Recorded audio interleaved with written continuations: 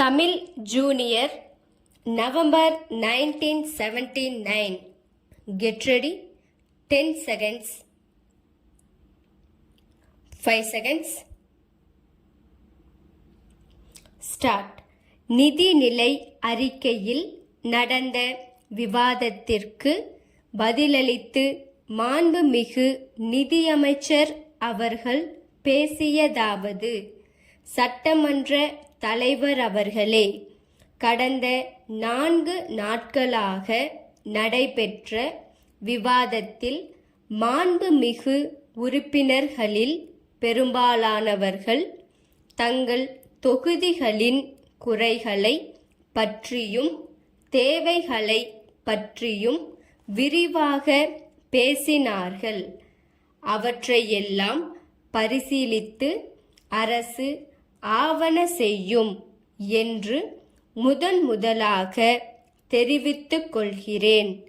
நமது நாடு முன்னேற வேண்டுமானால் எல்லா பகுதி மக்களும் கடினமாக உழைக்க வேண்டும் என்பதை அறிவீர்கள்.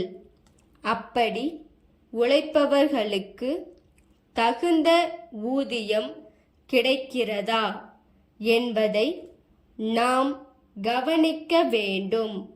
இங்கே ஆயிரக்கணக்கானவர்களை வேலைக்கு வைத்துக் கொண்டிருக்கும் தொழிற்சாலைகள் நிறைய உள்ளன. சில தொழிற்சாலைகளில் தொழிலாளர்களின் உழைப்பை வாங்குவதில் கவனம் செலுத்தப்படுகிறதே தவிர அவர்களுக்கு அரசாங்கம் நிர்ணயித்த ஊதியத்தை கொடுப்பதில் அக்கறை காட்டப்படுவதில்லை. எனவே அரசாங்கம் இந்த பிரச்சனையில் தீவிர கவனம் செலுத்தி தொழிலாளர்களுக்கு நியாயம் கிடைக்க வழிவகை செய்து வருகிறது. தொழில்துறையில் வளர்ச்சி வேகமாக இருந்தால்தான் பெருகி வரும் வேலையில்லா திண்டாட்டத்தை போக்க முடியும். ஆகவே வேலை வாய்ப்புகள் அதிகமாக உள்ள தொழிற்சாலைகளை மாவட்டங்கள் தோறும் ஏற்படுத்த தீவிர ஏற்பாடுகளை செய்து வருகிறோம். கிராம பகுதிகளில் உள்ள மக்கள் விவசாயத்தில் ஈடுபடாத காலங்களில் தங்களுடைய வருவாய்க்கு வழி தேடிக்கொள்ள பல திட்டங்கள் உருவாக்கப்பட்டிருக்கின்றன என்பது உங்களுக்கு தெரியும்.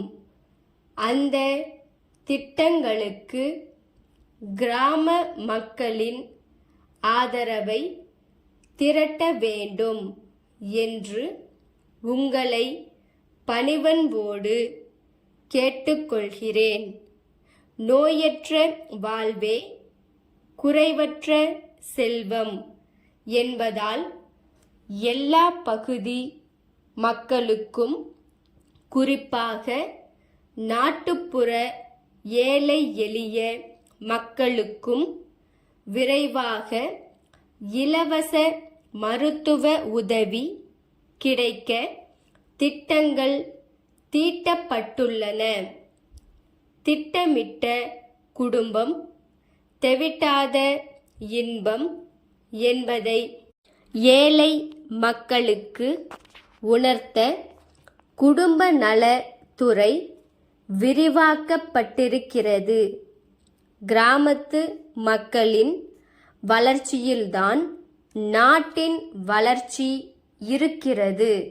நாட்டில் இருக்கின்ற எல்லா கிராமங்களிலும் நகரங்களில் உள்ள வசதிகள் எல்லாம் கிடைக்க வேண்டும் என்ற நோக்கத்துடன் தான் இந்த அரசு பாடுபட்டு வருகிறது என்பது உங்களுக்கு தெரியும்.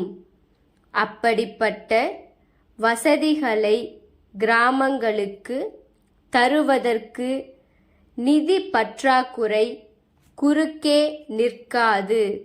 சிதம்பரம் தெற்கு வீதியில் உள்ள தென்னார்காடு ஜவுளி உற்பத்தியாளர் சங்கத்தார், கோயம்புத்தூரில் உள்ள இளங்கோ நிறுவனத்தாருக்கு எழுதிய கடிதம். அன்புடையீர், உங்களுடைய கடிதம் கிடைத்து விவரம் தெரிந்து கொண்டோம். நாங்கள் உங்களுக்கு அனுப்பிய பட்டு சேலைகளில் 2 பழுதுபட்டுள்ளன என்று எழுதியுள்ளீர்கள். நாங்கள் ஒரு தரமான பட்டு சேலை உற்பத்தியாளர்கள்.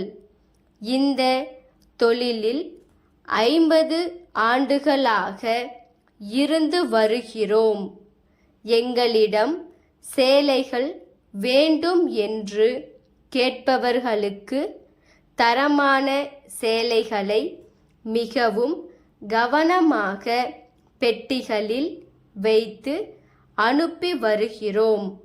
ஆகவே சேலைகள் பழுதுபட்டு இருப்பதற்கு நாங்கள் பொறுப்பு அல்ல. அவற்றை எடுத்து வந்த போக்குவரத்து நிறுவனத்தார்தான் காரணமாக இருக்க வேண்டும். ஆதலால் நீங்கள் அந்த நிறுவனத்தை அணுகி நஷ்ட ஈட்டுத் தொகையை வாங்கிக் கொள்ளலாம் என்று ஆலோசனை கூற விரும்புகிறோம். தங்கள் அன்புள்ள தென்னார்காடு ஜவுளி உற்பத்தியாளர் சங்கம். ஸ்டாப்.